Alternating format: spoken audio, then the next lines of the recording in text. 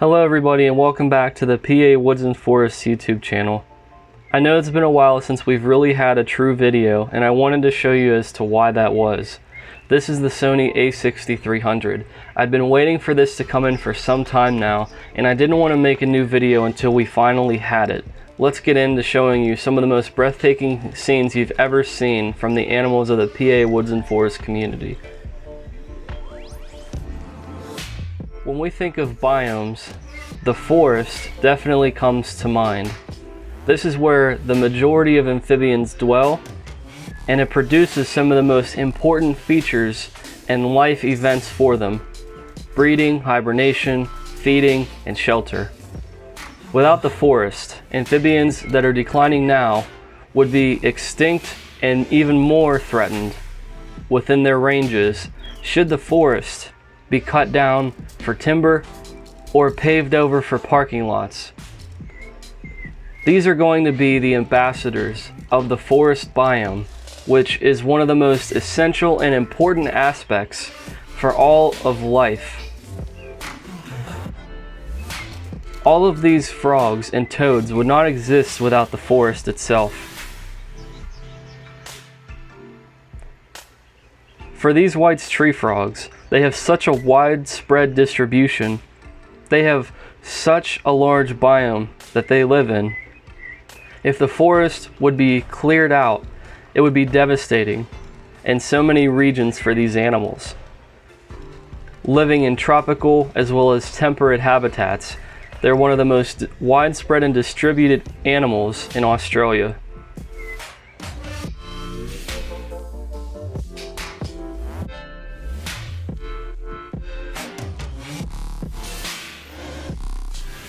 Max, who's been with us for 5 years now, has been probably the key ambassador for the white tree frogs, with her interesting personality, her voracious appetite, and her face for the camera. Max and all of the Dumpy family are going to be showing us over this series that the forest biome is essential and it's a huge part to life for these frogs.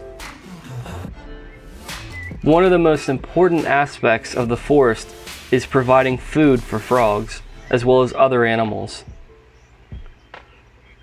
Spurgeon is not the most bold or excited when it comes to feeding by hand or interaction with me. But as you can see, whenever he's presented the opportunity to eat, he takes it. I apologize for the blurry motion. I'm going to get better at this as time goes on. This is my first time with the a6300. Even Max, given the opportunity, you've seen her multiple times on so many occasions, being ready and willing to even eat my thumb if she gets the chance.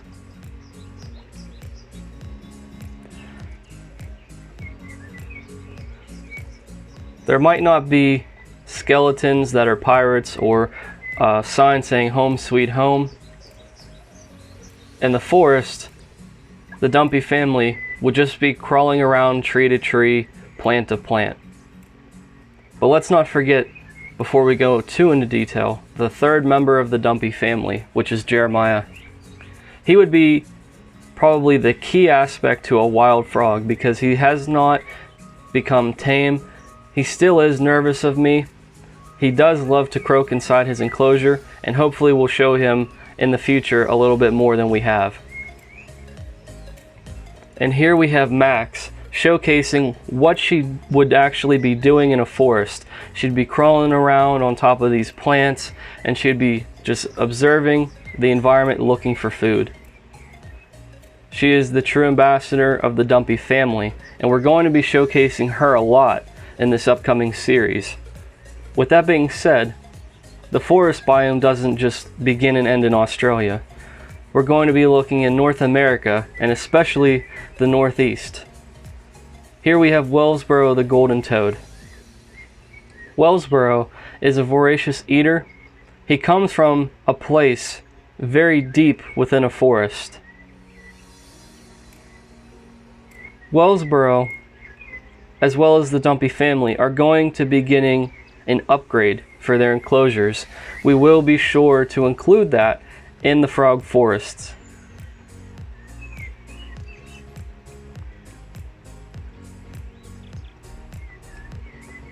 You won't be seeing Wellsboro for a whole lot longer because he's going to begin the hibernation process with the hope of reproduction, but also preserving his life.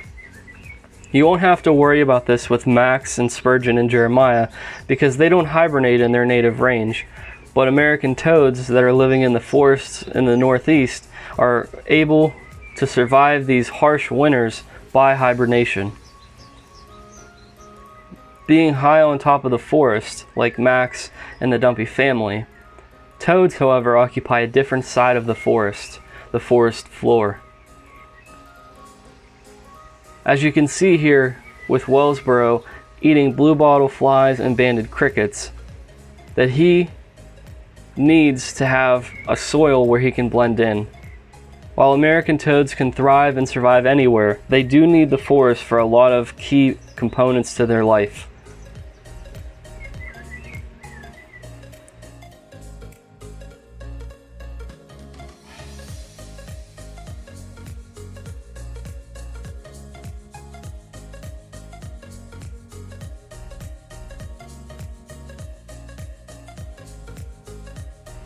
In another quarantine enclosure, there was a new toad who was just saved before the frost.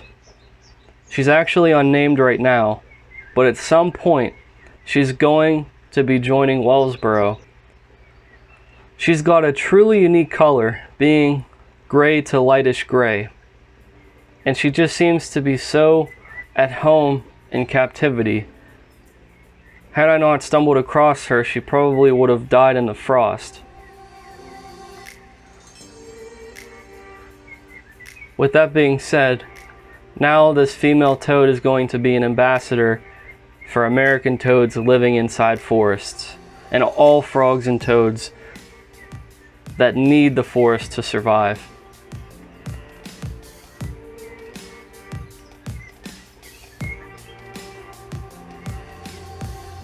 It's truly unbelievable to see the clips that we have of her and all the animals featured in here.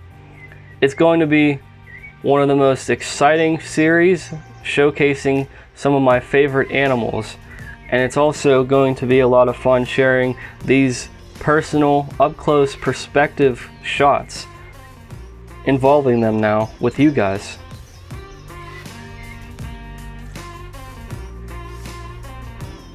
This is just the pilot episode. It's only going to get better from here, as both of the frog forests are going to be created over this winter and spring.